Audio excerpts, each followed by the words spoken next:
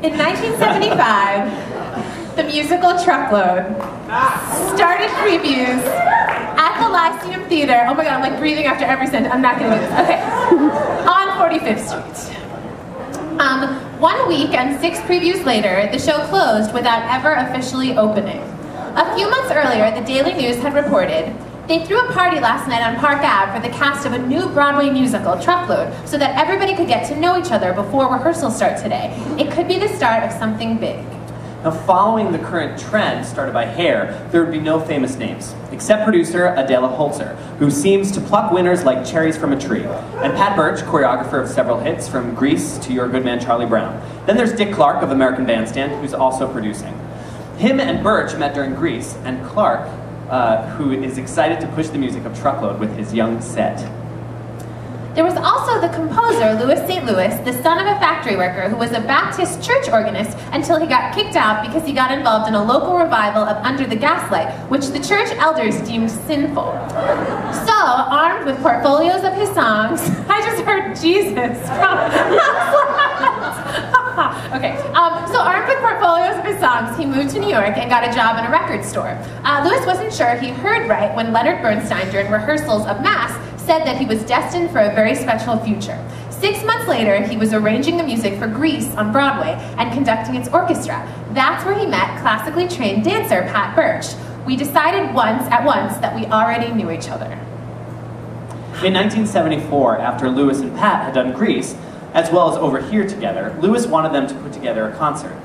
But Pat was working on a movie of The Wild Party, which she asked Louis to do some dance arrangements for. And in an unpublished portion of an interview, Pat told the New York Times, unpublished, that Jen found, Pat told the New York Times, Louis is indeed my blood brother. So he's supposed to be arranging music for the movie, and I'm sitting on his bed listening. And he played me a song he wrote, called Truckload.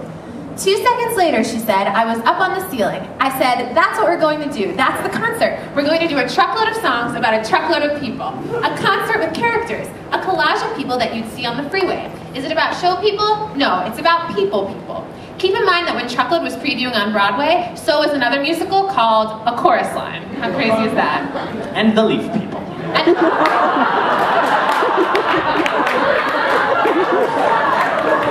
Also, I love how this is like what was previewing. This is from the Times, and it says, as Chorus Line is previewing, Walter Kerr felt that the life histories in the show were familiar and thin. So like, I don't even know. That's interesting.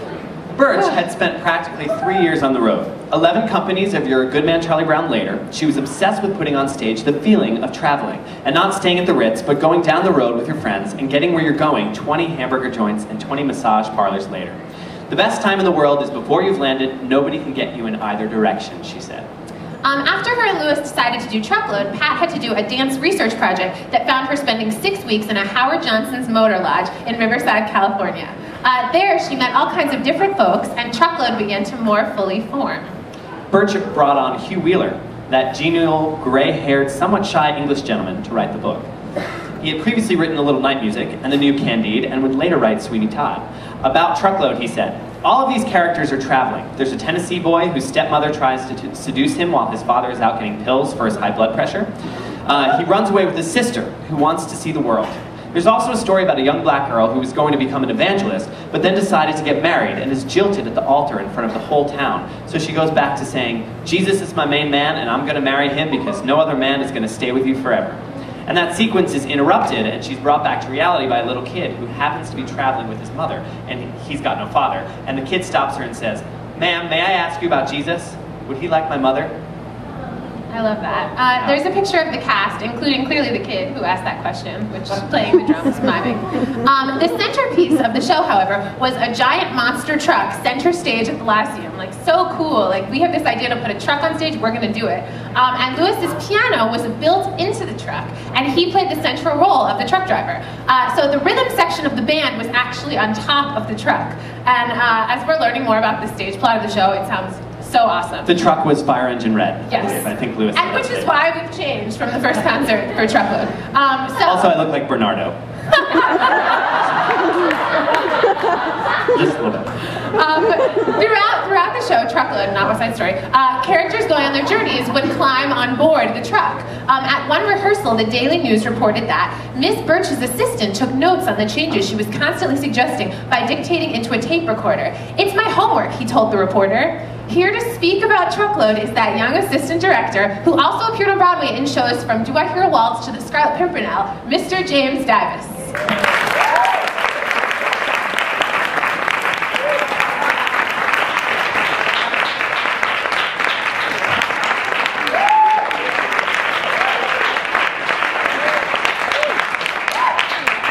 Thanks so much. I was younger then, as the song goes. Thank you so much. I have to say, Keith and Jenna, this is an incredible job they're doing. I mean, all of this work, all of the research that they've done. Thank you so much. And I have to say, you know, I look out into the audience and I see all you young people out here. Like this is like a master class in theater history. You know, it's really great to see everybody here. 1975, July.